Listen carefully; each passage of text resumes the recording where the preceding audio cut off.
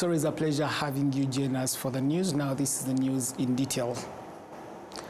Political veterans and analysts of the Great Lakes region said that the continued accusations levied against Rwanda by foreign countries are a clear evidence of support for the Congolese government and the FDLR.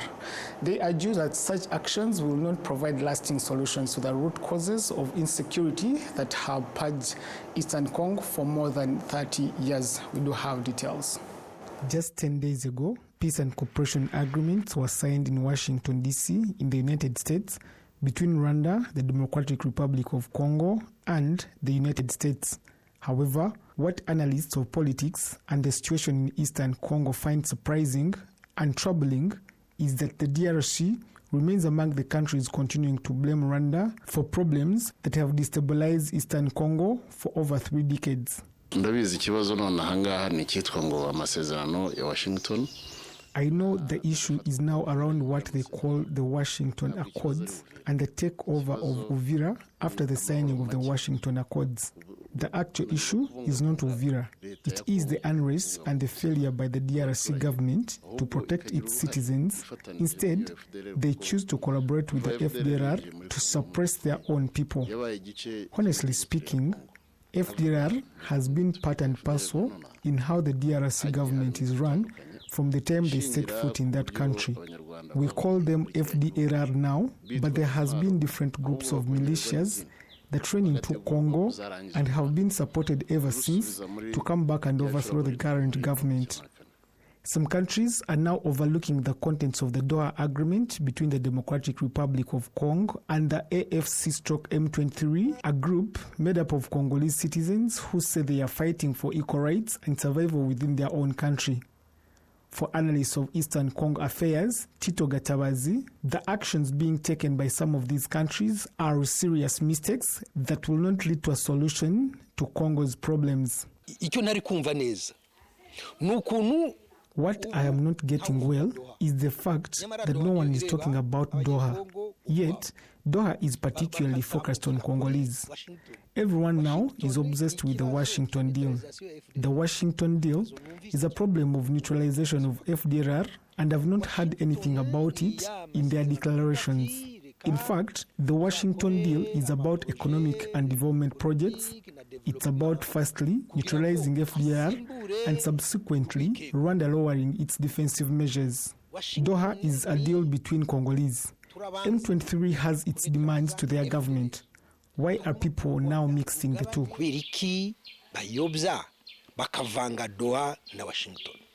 Rwanda's permanent representative to the United Nations, Ambassador Martin Ngoga, also addressed these issues in detail while addressing the UN Security Council meeting held this Friday, the 12th of this month. And the general situation obtaining after the Washington Agreement is a collection of many situations. The ceasefire that was repeatedly broken by the DRC government, that not only broke the ceasefire, but announced they would never stop attacks. Air attacks are offensives too. Even as the diplomatic tracks move forward, the situation on the ground in South Kivu continues to deteriorate in ways this council cannot morally or legally ignore. Over the past year, and in reality since 2017, the Banyamulenge, a Tutsi Kinyarwanda-speaking community of the DRC, have endured a well-documented, systematic, and escalating persecution. I just want to address this area alone, among many things that put it together cause the situation we are in. Allow me to highlight just a few incidents which are part of this sustained and systematic campaign of persecution of the Banyamulenge Kinyarwanda-speaking Tutsi ethnic group. Since 2017, more than 85% of Banyamulenge villages in South Kivu were destroyed. An estimated 700,000 cattle, which is their economic lifeline, were raided and killed. On August 25th of 2025, Wazalendo militias and FARDC issued a 10-day ultimatum demanding that all Banyamulenge leave Uvira or be killed. While receiving the oath of office from several newly appointed government officials last Thursday, the President of the Republic, Paul Kagame, stated that Rwanda cannot be held responsible for Congo's problems while the international community looks on.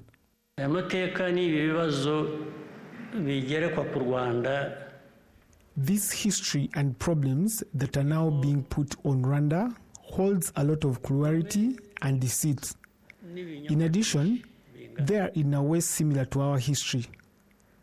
Some things are clearly out there and people talk about them, and they are so visible unless if you choose to ignore them or make your own interpretation of the situation, which is not the truth, because the truth is here and it is so obvious, even to people who choose to pretend about it, for all the years we've spent in this region of fight, and they have their own reasons as to why. One of the reasons they say, even when I never really get to grasp its meaning, is some people keep telling us, even recently while in Washington, there are people we were having a conversation with, and it was clear that they understood the facts pretty well. Everyone has his or her own share of the problems to solve, be it DRC, Burundi, and us too. Therefore, each must be asked about their area of concern, and we should not be asked to answer for other parties. It has been more than 4 years since M23 fighters resumed armed confrontations with a coalition of Congolese forces following the DRC's deliberate failure to implement their 2013 agreements, largely due to political and security considerations.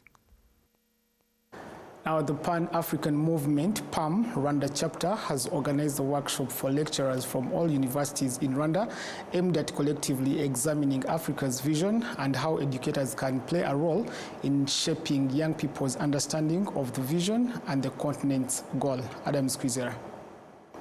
The discussions held in Kigali covered various topics intended to define the kind of African envisioned in the journey towards liberation from colonial legacies and a deep understanding of the continent's vision.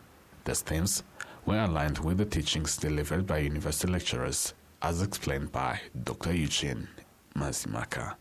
Yes, as I'm believing in my mind, this theory or this idea, it is possible. It is only possible if our leadership, possibly like Rwandan leadership, as a catalyst for this idea, not only to be having as a Rwanda idea, but to be African idea, so that we can go to supportive administrative mindset, which is going to be decentralized or be put down to the lower levels of leadership, so that we can come up together, not only Rwanda as individual country. We cannot reach in anything if we don't have any cooperation with other countries. This is completely possible if we become a catalyst. A catalyst is always small, but catalyst can make everything work very well. Dr. Ismail Buchanan, a lecturer at the University of Rwanda UR, also noted that such discussions help broaden educators' perspectives, enabling those they teach to better understand Africa's true image. When it comes to Africa, problems solved by Africans, is a theme. Is a theme given by African Union to make sure within the Vision 2063. Is it possible that we can achieve that one? I think we can achieve it. If there is a political will, if Africans are willing to help one another. So how this can happen? Of course, through regional integration we are talking about. I think if, for example, if Rwanda, with its homegrown solutions, could, link up with the East African community, then by talking about the Pan-Africanism, I think these African problems solved by Africans could occur. But of course, some factors hinder that initiative. What are those? There is no political will among our leaders. There is what do we call it? Poor economy. Are we together? When it comes to the poor infrastructure, when it comes to the insecurity, those are the factors which hinder this kind of thing. But we still cannot give up. Africa must react, must do it now, if really we want to talk about Africa problems, Africa solved by African problems. So Africa we want is possible to achieve it, but it's a process. It's need people to come together. It's need the unity. Politics, governance, and continental integration were among the key subjects addressed during the workshop. Thank you, Adams Kwizera. Now, at the launch of the 7th edition of the Urungano Itorero, top officials from the Ministry of National Unity and Civic Engagement called on participants to be a light and a role model in all that they do. The youth themselves also committed to sharing with their peers the lessons they will gain from the Itorero. The program is bringing together 400 young people drawn from across the country as well as from abroad.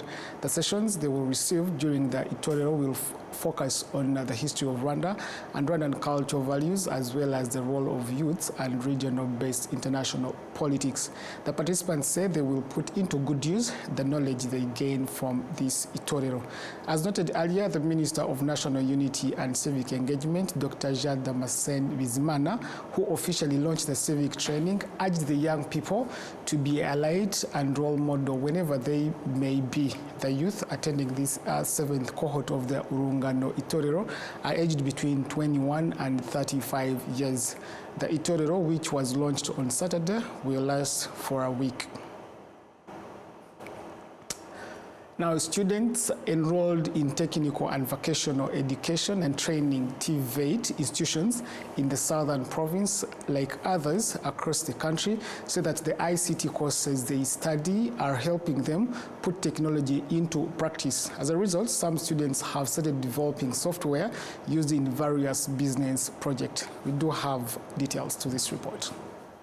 Inside ICT classrooms in TVET schools in Ruhango district, each student sits in front of a computer, actively following lessons, largely focused on software development. Irasubiz Olivier, a student in software development, along with Habineza Faoud and others, say they've begun turning technology skills into practical solutions. We have built an artificial intelligence program that will be used in healthcare. It will help locals know how to treat diseases by feeding it with the symptoms, and then it will advise on how they can handle the disease. These schools teaching software development help us build our confidence as capable software developers on the job market who are able to create very good software. Across the 9 sectors of Ruhango district, there are 18 TVET institutions with at least 2 vocational schools in each sector. This allows more than 10,000 students to graduate from these institutions every year. Leaders of TVET schools in Ruhango, Gisagara, Huye, and Nyanza districts say the courses they offer are aligned with labor market needs. We teach these students hoping that they will turn out to be very good technicians and others engineers. This in itself helps reduce unemployment too. Besides offering education, we also consider them first when we have projects to work on. TVET students commend the government of Rwanda for advancing technology and ensuring it reaches even vocational and technical schools. If I am just a senior 6 student with the ability to come up with an artificial intelligence program, then it's clear there is some growth in our education system. These ICT-related skills are very important because they help us create our own jobs. We do things out of our own creativity, and we are grateful to the government. Nationwide, 250 TVET schools have been established. Local government authorities encourage parents to continue enrolling their children in vocational and technical education, saying it equips them with skills for self-employment. We need more innovations for use domestically and globally. We are therefore asking parents to change their mindset and understand that children who attend TVET schools are very capable and will be key in our country's development in days to come. The Ministry of Education reports that more than 115,000 students are enrolled in technical, vocational, and skills-based education across the country. Of these, 51,000 are girls, representing 44.6%, while 63,000 are boys, accounting for 55.4%. The Director General of RwandaTV Board recently noted that the government continues to invest heavily in TVET institutions in line with efforts to advance technology. So igihugu cyacu niyo mpamvu cyahisemo So our country made a deliberate choice to put a lot of effort in technical education, which aligns with our country's target to create 250,000 jobs every year. You all know that technology evolves every other day. We therefore are always making efforts to change with the changing environment and training our teachers so that they can offer quality education. Currently, students in vocational and technical education account for 60% of learners nationwide, compared to 40% in general education. According to the National Institute of Statistics of Rwanda's 2024 data, 70% of TVET graduates secure employment. Under the government's 5-year plan, technology development will be further strengthened, with the proportion of citizens possessing basic digital skills expected to rise from 53% to 100% by 2029. Let's now go to Nyamasheke district, where various programs have enabled residents to make productive use of government support and lift themselves out of poverty. In this district, poverty has declined by 10.8% over 7 years, dropping from 53.6% in 2017 to 42.8% in 2024.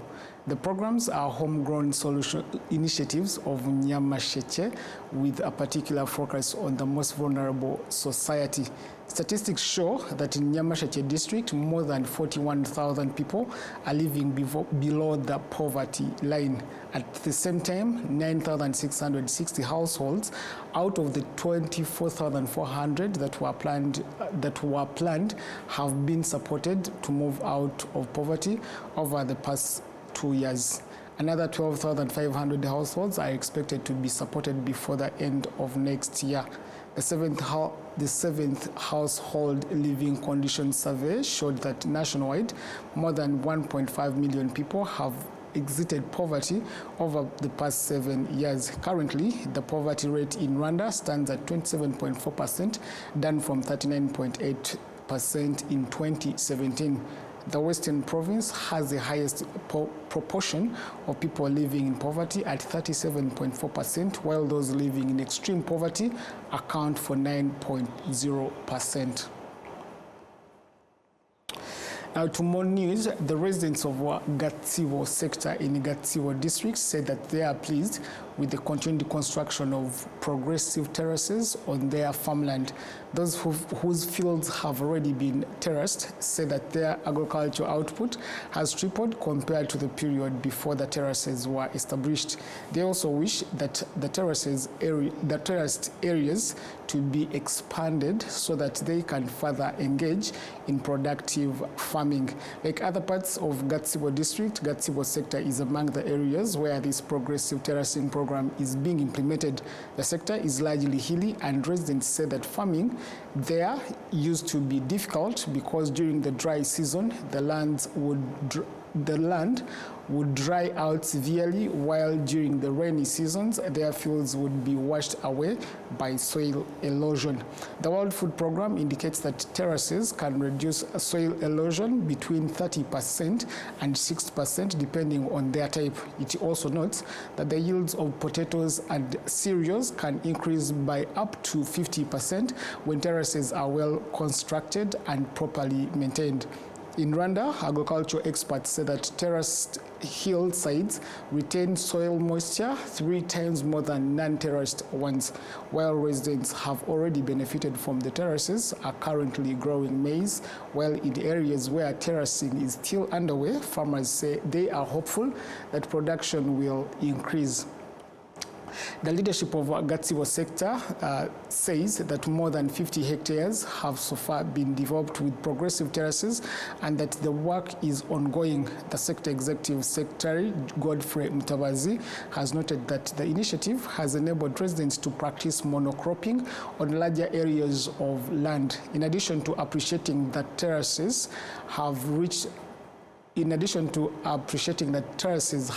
many of their fields through the collaboration between the government and the CDAT project, residents in this sector have also benefited from employment opportunities that support development activities. The terraces are being constructed along edges of marshlands, many of which are used for rice farming. Agricultural authorities in Gatsibo have observed this will help protect the soil from erosion that previously carried it into the marshlands.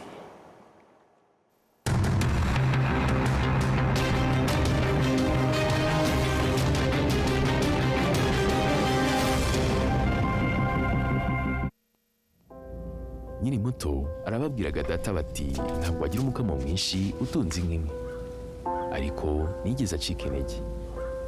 Mama akinjira mu bucuruzi hari abamubwiraga bati ntabwo watera imbere udakorera mu iduka rigezweho, ariko ntibyamusubije inyuma, yakoranaga umwete. Njya muri kaminuza hari abanshidikanyagaho bavuga ko nashobora kaminuza naturuka mu muryango wifashije, ariko byarangiye nanditse amateka mashya. Igihe cyo gutera ishema umuryango wanjye kigeze, bamwe bakomeje kumbwira bati ntabwo watera umuryango wawe ibyishimo n'ishema, ariko narabishoboye. Hari abakekaga ko nasigira umurage ukomeye abankomokaho, ariko ubu mfite uruganda rutunganya amata. Banki ya Kigali yabaye umufatanyabikorwa wanjye mu rugendo rwose, inzozi zanjye ziba impamo. Bigereho. Well, with that, we've come to the end of tonight's edition. I'm William Evans, wishing you a productive week. Have a good night and goodbye.